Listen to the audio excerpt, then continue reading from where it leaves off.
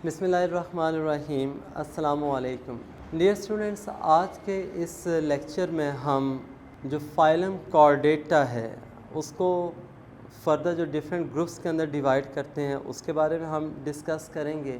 लेकिन उससे पहले मैं आपको थोड़ा सा जो पहले हम एनिमल क्लासिफिकेशन में पढ़ चुके हैं वो ये था कि जो तमाम एनिमल्स होते हैं उनको हम बेसिकली वो 3 ग्रुप्स के अंदर डिवाइड कर देते हैं। एक इनवर्टिब्रेट्स से, जो कि आपने पोरीफेरस से लेके इकाइनोडर्मिटा तक पढ़ा है।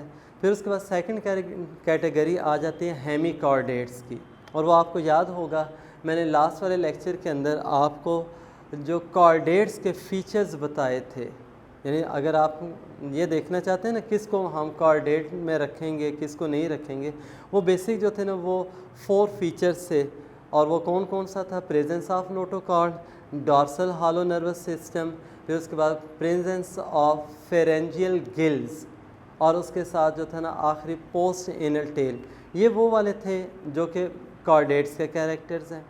अब हमने हेमिकॉर्डेटा जो बनाया था उसमें हमने क्या देखा था? ये तमाम कॉर्डेट्स के कैरेक्टर्स नहीं होते। यानी आप ये कह सकते हैं कि वो अर्ली कॉर्डेट्स थे या सिंपलेस्ट से कॉर्डेट्स होते हैं, और बल्कि हमने उनको एक और भी नाम दिया था प्रो कॉर्डेट्स का।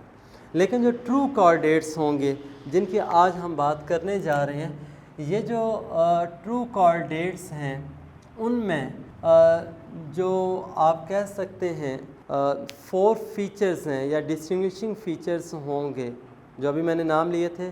Presence of notochord, dorsal hollow nervous system, pharyngeal gills और पोस्ट एनल टेल। ये उनकी लाइफ में किसी न किसी स्टेज पे आपको ज़रूर नज़र आएंगे, और पर्टिकुलरली जो था ना एम्ब्रियोनिक स्टेजेस में ज़रूर मिलते हैं। अब देखें, ये जो कॉर्डेट्स हैं हम इनको जब ऑब्ज़र्व करते हैं तो बेसिक ये 4 कैरेक्टर्स मौजूद हैं, लेकिन इसके अलावा जो इनमें फिर भी डिफरेंसेस आएंगे। अब वो जो डिफरेंसेस हैं उसकी बेस पे हम क्या करते हैं, कॉर्डेट्स को जब वो फर्दर 2 मेजर ग्रुप्स के अंदर जब वो डिवाइड करेंगे। अब वो जो 2 मेजर जो ग्रुप्स बनते हैं या आप कह सकते हैं जो मेन डिवीजन्स हैं, उनमें एक जो ग्रुप है जो बेसिकली बहुत ज़्यादा सिंपल भी होते हैं, और हम ये कह सकते हैं कि वो पहले कॉर्डेट से प्रोटोकॉर्डेटा है। यानी वो कौन सा ग्रुप है? प्रोटोकॉर्डेटा। अब देखें ना यहाँ पे ये टर्म यूज़ हो रही है प्रोटो की, और प्रोटो का मीनिंग क्या होता है? फर्स्ट। प्रोटो का मीनिंग क्या होगा?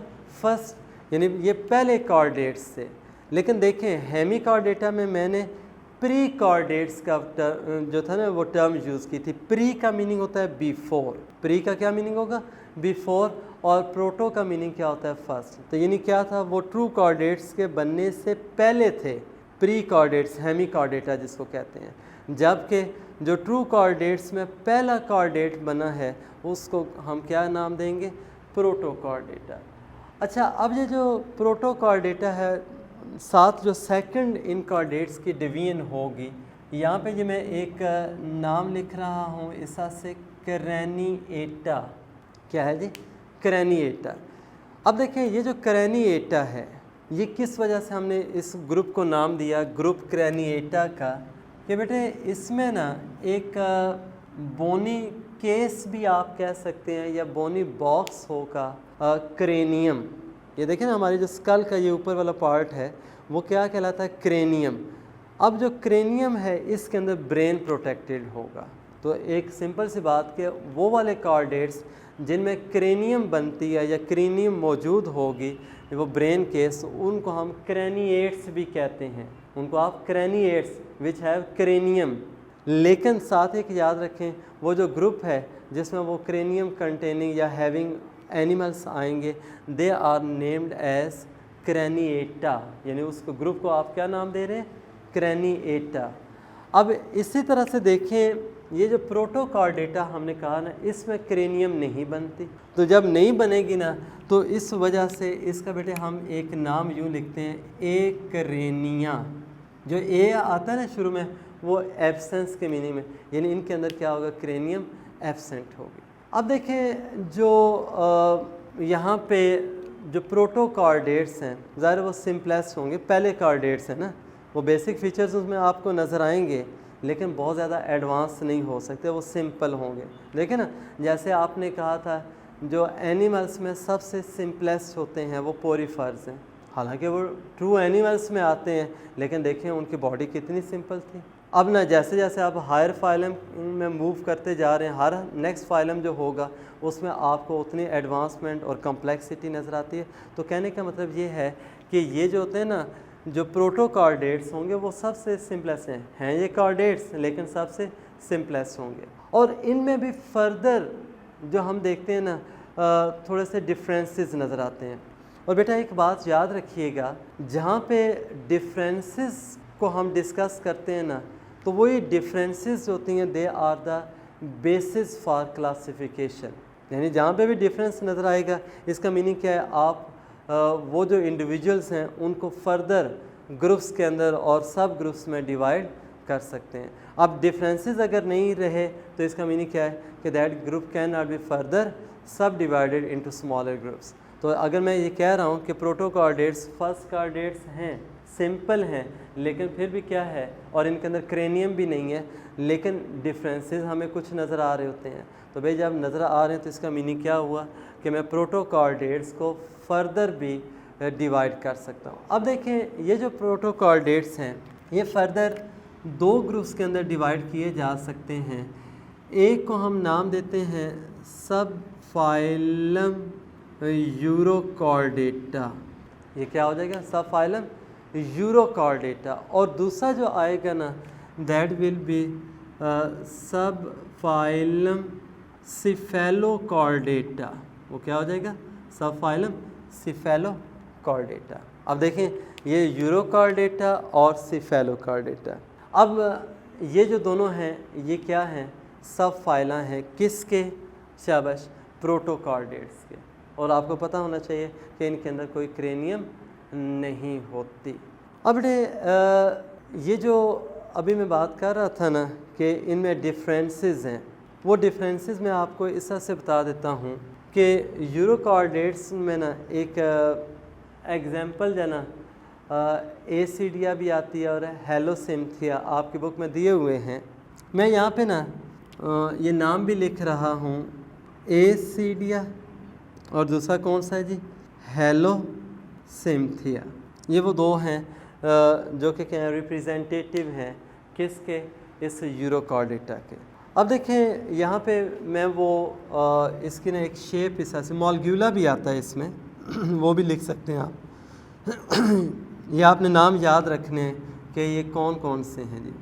ये देखें जस्ट लाइक दिस ना, ये मैं उस एनिमल की जो बॉडी सी ये ड्रॉ कर रहा हूँ, और ये जो बॉडी आपको इस तरह से नज़र आ रही है ना, ये देखें जस्ट लाइक दिस ये बॉडी होती है और ये सबस्ट्रेटम है, यानी कोई रॉक स्टोन वगैरह होगा उसके साथ अटैच होते हैं।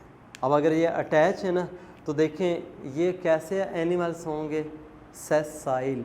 देखें ना हमने पहले भी पढ़ा है, जो मूव नहीं कर सकते, जो बॉटम पे पड़े रहते हैं वो क्या होते हैं, सेसाइल एनिमल्स। तो ये भी क्या होंगे, सेसाइल होते हैं। हाँ ये सेसाइल ज़रूर हैं, लेकिन ये क्या होंगे, इनके जो लार्वल स्टेजेस हैं ना वो क्या है, मूव कर सकती हैं। अब ना यहाँ पे एक इम्पॉर्टेंट फीचर भी बता देता हूँ। ये देखिए एक ग्रीन कलर की ना एक मैं ये बाउंड्री सी ड्रॉ कर रहा हूँ, ये देख लें, ये एक मैंने ना इस तरह से ये ग्रीन कलर की ना एक इनके ना बॉडी के ऊपर ना एक लेयर ये बना दी है, एक बाउंड्री सी है ये। और आप सोच रहे होंगे कि ये बाउंड्री क्या है, यानी ये ना एक कवरिंग है बेसिकली। और इसको देखिए मैं यहाँ पे एक नाम दे रहा हूँ ट्यूनिक लेयर का। ये कौन सी होगी, this will be a tunic layer. अब ये जो ट्यूनिक लेयर है ये इस ग्रुप का जब वो एक फ़ीचर है, मतलब ये है कि जो बॉडी होती है उसके ऊपर एक ग़िलाफ़ है, एक कवरिंग है, ट्यूनिक मेम्ब्रेन। तो देखो अब ये ट्यूनिक मेम्ब्रेन की वजह से ये जो यूरोकॉर्डेट्स होंगे इनको एक और भी हम नाम दे सकते हैं, ट्यूनिकेट्स। देखें कितने पॉइंट्स सामने आ रहे हैं। और आपने इसी तरह से याद रखने की कोशिश किया करें, जैसे ये मैं फ्लो शीट्स या स्केच से ड्रॉ कर रहा हूँ इस तरह से आप करते जाएं। तो अब बेटा देखें यहाँ पे ना ये जो आपको इस तरह से ट्यूनिक लेयर नज़र आई तो यूरोकार्डेटा के ही मेंबर्स होंगे, आप उनको क्या है ट्यूनिकेट्स कहेंगे। और ये जो है ना बहुत सारे आपके एमसीक्यूज़ इसी तरह से बनते हैं, खुद आप देख लेना कि अगर आ जाए ना कि which of the following group is called as a crania, तो क्या होगा, प्रोटोकार्डेट्स को ए क्रेनिया कहेंगे कि, या फिर इस A B C D option में डिफरेंट दिए जा सकते हैं, उसमें आ सकता है कि which of the following group shows cranium या has cranium in its body structure. तो भाई अब आपने जहन में रखना है कि उसमें ये जो अभी हम पढ़ रहे हैं ना, प्रोटोकार्डेटा दिया है, यूरोकार्डेटा या स्फेलो, अगर इनका नाम यानी वो एक ए बी सी ऑप्शन दिए हुए हैं तो इनमें तो होती ही नहीं है। लेकिन आगे चल के ना क्रेनिएटिया जब मैं पढ़ाऊँगा, आप क्रेनिएटा के जो भी आगे फर्दर ग्रुप्स होंगे, आप अगर एक ऑप्शन वो दिया होता है तो आप फ़ौरन आप उसको टिक कर देंगे कि इसमें क्रेनियम होगा। इसी तरह से ना देखें, ये मैं नाम लिख रहा हूँ यहाँ पे, जैसे एसीडिया लिखा है, हेलोसिंथिया लिखा है, मोलग्यूला लिखा है। आपकी बुक में सिफेलोकार्ड जो है ना कार्डेटा की एक एग्जांपल दी हुई है, लैंसलेट भी उसको हम कहते हैं, या उसको एम्फीऑक्सस का नाम भी दिया जाता है। ये एम्फीऑक्सस या लैंसलेट जो है ना सिफेलोकार्डेटा का मेंबर है। लेकिन देखें, अगर मैं इस तरह से ये नाम ही लिख देता हूँ और उसमें पूछता हूँ कि विच बिलोंग्स टू सिफेलोकार्डेटा या which will not have tunic layer, तो भाई अगर उसमें एक ऑप्शन दिया हुआ है ना एम्फीऑक्सस या लैंसलेट, तो उसमें क्या ना ट्यूनिक मेम्ब्रेन होगी, ना ही उस तरह से वो क्या है ट्यूनिकेट में इंक्लूड किया जा सकता है। या अगर ना क्रेनियम के लिहाज से कहा जाता है तो एम्फीऑक्सिस का भी आपने जहन में रखना है, उसमें कोई क्रेनियम नहीं होगी। और ये एग्जांपल जो होती है ना स्टूडेंट्स को थोड़ा सा कंफ्यूज भी करती है, क्यों जैसा वो सिफेलो का वर्ड इस्तेमाल होता है, सिफेलम हेड को कहते हैं, ठीक है ना। सिफेलो जब वो हेड के लिए इस्तेमाल होता है, तो जैसे हेड का वो जिक्र इसमें आ रहा है ना, तो कई स्टूडेंट्स ये समझते हैं कि शायद ये सिफेलम हेड का आ रहा है तो इसमें क्रेनियम होगी। तो ऐसा याद रखिएगा कि ये मेंबर ही किसका है, एक क्रेनिया का है, कि इनके अंदर कोई क्रेनियम नहीं होती। अब ना हम यहाँ पे जो ट्यूनिकेट्स के बाद ना अगर देखें, पहला जो कह दिया कि बॉडी जो है वो क्या है सेसाइल है, मूव नहीं करती, लार्वल स्टेजेस मूव करती हैं। अब ये देखें, ये आपको जो नज़र आ रहे हैं ना, ये दो ओपनिंग सी, इनको एक हम नाम देते हैं, ये वाला जो है this is called as incurrent siphon. ये कौन सा होगा, इनकरेंट साइफन है। और ये देख लें दूसरे वाला जो होल है या ओपनिंग है, that is called as excurrent siphon. ये जो इनकरेंट और एक्स करेंट साइफन्स की जो बातें हो रही हैं कि ये साइफन्स क्या होंगे, कि भाई इनकरेंट साइफन के थ्रू क्या होगा, वाटर एंटर होगा, क्या होगा, वाटर बॉडी के अंदर एंटर होगा। और एक्स करंट साइफन के थ्रू क्या होता है, वाटर जो that will leave the body. बाकी रह गया इनके ना ये जो यूरोकार्डेटा का हमने वर्ड यूज़ किया है ना, तो कार्डेटा आ रहा है, इसका मतलब क्या हुआ, कार्डेट से नोटोकार्ड होगा। लेकिन नोटोकार्ड जो होता है ना वो कहाँ पे होता है, ये मैं लिख रहा हूँ, नोटोकार्ड इन टेल रीजन। क्या होगा, जो टेल वाला पोर्शन होगा या एम्ब्रियोनिक स्टेजेस में जो एम्ब्रियो की टेल होती है वहाँ पे नज़र आएगा क्या, नोटोकार्ड। बनता तो है ना, लेकिन वो क्या है, टेल रीजन में। और आप ये देखें, जो मैंने शुरू में कहा था कि जो कार्डेट्स के जो कैरेक्टर्स हम पढ़ चुके हैं, चाहे वो आपको एम्ब्रियोनिक स्टेजेस में नज़र आएँ या एडल्ट स्टेज में मिले, वो एग्जिस्ट ज़रूर करते हैं। बाकी रहा इनमें जो है वो नोटोकार्ड जो होता है वो टेल रीजन में होता है एम्ब्रियोनिक स्टेजेस में। लेकिन जब एम्ब्रियो से क्या होगा, यहाँ पे मैं इस तरह से लिख रहा हूँ कि ये एम्ब्रियो से एक एडल्ट में जब कन्वर्ट होगा ना, तो उस दौरान क्या होता है कि नोटोकार्ड जो है वो डिसअपीयर हो जाएगा। नोटोकार्ड क्या हो जाएगा, दैट विल डिसअपीयर। और याद रखिएगा बेटा, ये जो ना कुछ जब स्ट्रक्चर बनते हैं, कुछ जब वो ख़त्म हो रहे होते हैं ड्यूरिंग डेवलपमेंट, तो इस प्रोसेस को हम क्या नाम देते हैं, मेटामॉर्फोसिस। यानी एम्ब्रियो में चेंजेस आती हैं ना कि कुछ स्ट्रक्चर्स हैं वो ख़त्म होंगे, कुछ नए बनेंगे, और वो फिर क्या होगा, जो वो एम्ब्रियोनिक या लार्वल स्टेज होती है, यानी जो लार्वल स्टेज है ना ये एम्ब्रियो में, यहाँ पे आप ना ये देख लें कि वो जो लार्वल स्टेज जो होगी वो एडल्ट में कन्वर्ट हो जाएगी, और जब वो एडल्ट में कन्वर्ट होगी तो प्रोसेस क्या होगा, मेटामॉर्फोसिस। तो अगर आपसे कोई पूछे कि ये नोटोकॉर्ड कब डिसअपीयर होगा, ड्यूरिंग मेटामॉर्फोसिस होगा। बाकी इनके अंदर उसी तरह से गिल्स वगैरह हैं, रेस्पायर करेंगे। आपकी बुक में ज़्यादा डिटेल नहीं दी हुई है, लेकिन इतना आपने याद रखना है कि इनमें ट्यूनिक लेयर होगी, साइफन्स होते हैं, वाटर एंटर होगा and that will leave the body. और बाकी ना इनके जो लार्वल स्टेजेस होती हैं वो फ्रीली मूव कर रहे होते हैं। जब लार्वा जो होता है ना वो एडल्ट में कन्वर्ट होगा, वो सेटल डाउन होगा किसी स्टोन वगैरह के ऊपर, फिर वो डेवलप करके एक एडल्ट बना देता है। तो ये किसके कैरेक्टर से, फाइलम यूरोकॉर्डेटा के। और जो बेसिकली यूरो का जो टर्म यूज़ हमने की है ना, वो किस वजह से कि जो नोटोकॉर्ड है that is present in tail region. अब आ जाएगा सिफेलोकॉर्डेटा।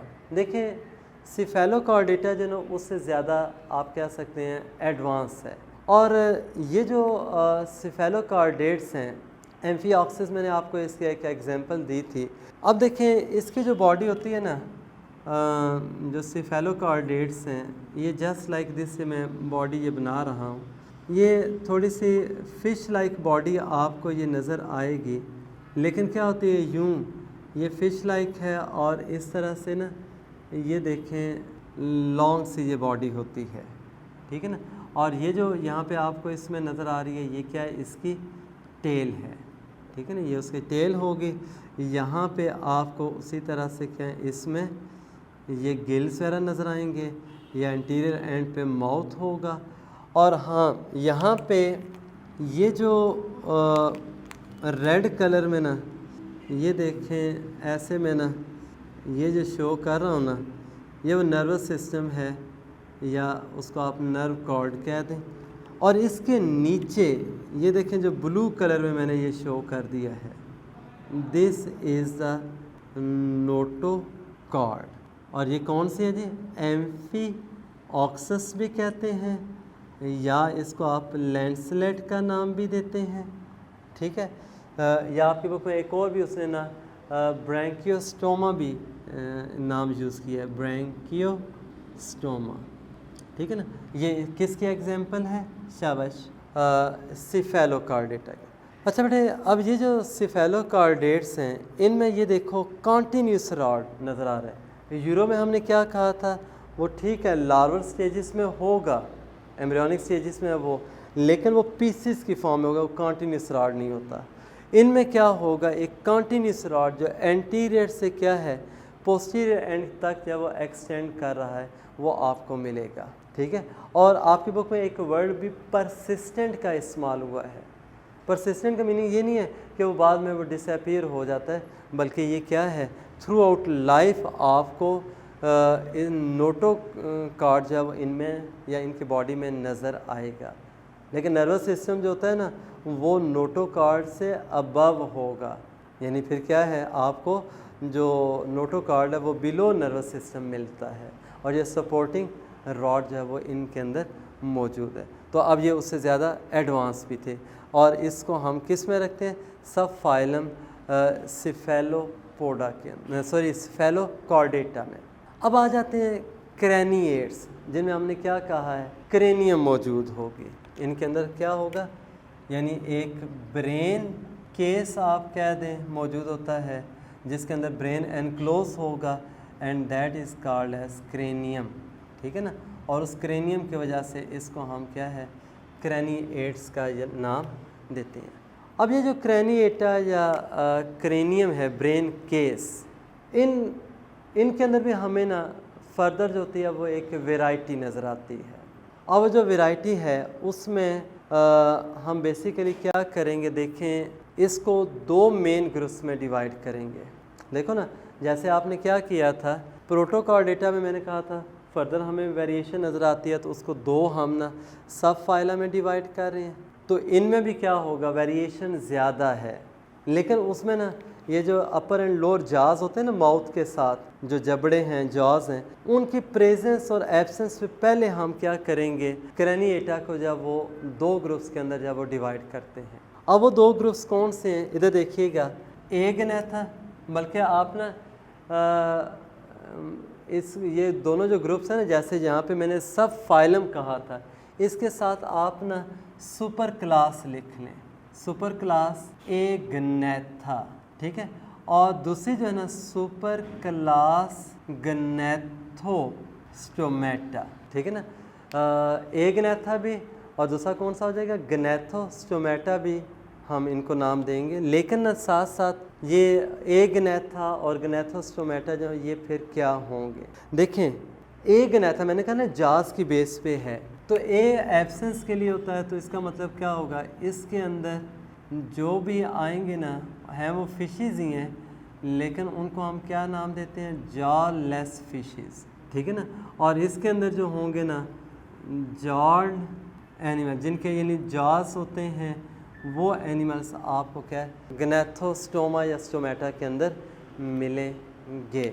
अच्छा बेटे, ये सुपर क्लास का जो मैंने यहाँ पे वर्ड यूज़ किया ना, सुपर क्लास एगनेथा या गनेथोस्टोमेटा दूसरी सुपर क्लास थी, ये क्या है, थोड़ा सा आपको ना इसके बारे में ब्रीफ कर दूँ। देखें ये कंसेप्चुअल पॉइंट्स होते हैं और ये आपके हर वक्त ना ये फिंगर टिप्स पे होने चाहिए। देखें आपने मैट्रिक लेवल पे एक पढ़ा था टैक्सोनॉमिक यूनिट का, जब आप क्लासिफिकेशन की बातें कर रहे थे ना, तो आपने उसमें टैक्सोनॉमिक यूनिट्स लिखे थे। ये थोड़ा सा ना एक से टॉपिक से हट के एक बात ये समझा रहा हूँ।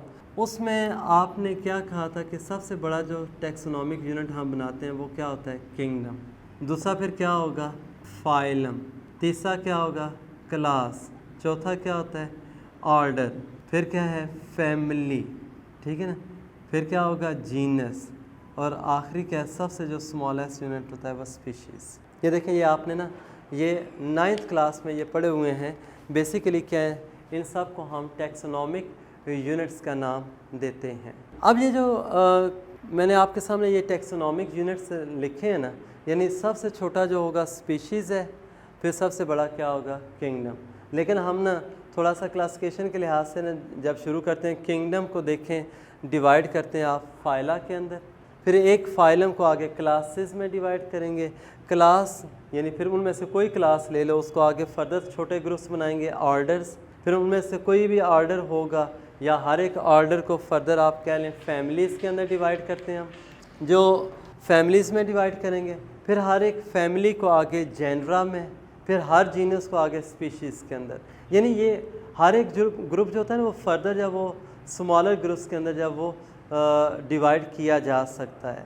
या अगर मैं बॉटम से आऊँ ना, तो मैं क्या कहूँगा जो मिलती जुलती हैं क्लोजली रिजेंबलिंग स्पीशीज़ हैं, वो मिल के क्या करेंगे, एक जीनस बनाएंगे। फिर जो मिलते जुलते जो होंगे ना क्लोजली रिजेंबलिंग जेनरा, उनको हम इकट्ठे करके क्या है, एक फैमिली में रखेंगे।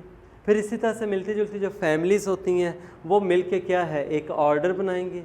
फिर रिजेंबलिंग या क्लोजली रिलेटेड ऑर्डर्स होंगे, they will make a class. फिर जो क्लासेस हैं वो मिल के क्या करेंगे, फाइलम। और फिर आगे जो फाइला होंगे वो मिल के क्या करेंगे, एक किंगडम बना देते हैं। देखें, ये तो आपने ना सिंपलेस्ट पढ़ा हुआ है। अभी हमने ना फाइलम के साथ साथ एक ये टर्म पढ़ी थी सब फाइलम की भी।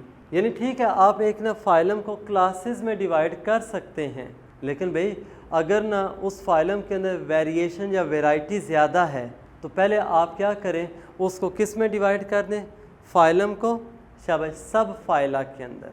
यानी फ़ाइलम को हम क्या करते हैं, सब फाइला में डिवाइड कर लेते हैं। फिर वो जो सब फाइला हैं उनको आगे आप क्लासेस में भी डिवाइड कर लो।